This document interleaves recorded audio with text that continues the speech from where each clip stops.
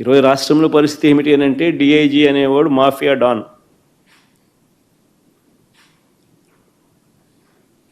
ఆ జోన్కు ఆయన కింద సిఐలు, ఓ డిఎస్పి, అదే ఆయన ఆర్మీ. ఆ నియోజకవర్గంలో జరిగే ఇసుక కానీ, నియోజకవర్గంలో జరిగే మద్యం కానీ, ఆ మద్యం బెల్ట్ షాపులు నిర్వహించాలన్నా దాని పర్మిషన్ కానీ, ఆ నియోజకవర్గ స్థాయిలో ఏ పరిశ్రమ నడవాలన్నా కూడా ఎమ్మెల్యేకి ఇచ్చే కప్పం దాకా, ఆ నియోజకవర్గంలో పేకాట క్లబ్బులు నడిపే విషయంలో కానీ, ఏ విషయంలోనైనా కానీ డిఐజీలు ఆధ్వర్యంలో సిఐలు డబ్బులు కలెక్ట్ చేస్తారు.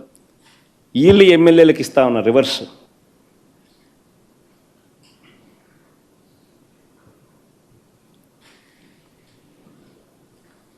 సగం వీళ్ళకి ఇస్తూ ఉన్నారు, సగం పైకి పెద్దబాబుకు చిన్నబాబుకు తీసుకొని పోతూ ఉన్నారు. డిఐజీలతో నడిపిస్తూ ఉన్నారు కలెక్షన్ కార్యక్రమాన్ని.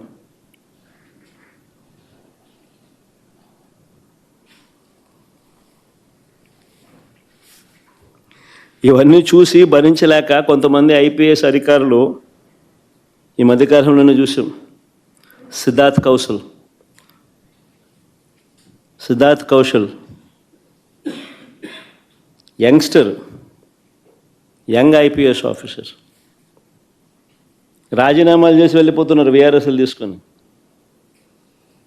ఎందుకంటే ఆయన ఢిల్లీకి పోవడానికి రిలీవ్ చేయడు, ఎన్ఓసి ఇవ్వడు. సో ఇక్కడే ఉండి ఈయనతో వేధింపులు ఎందుకు అని చెప్పి ఏకంగా రాజీనామాలు చేసి వెళ్ళిపోతున్నారు వీఆర్ఎస్లు తీసుకుని.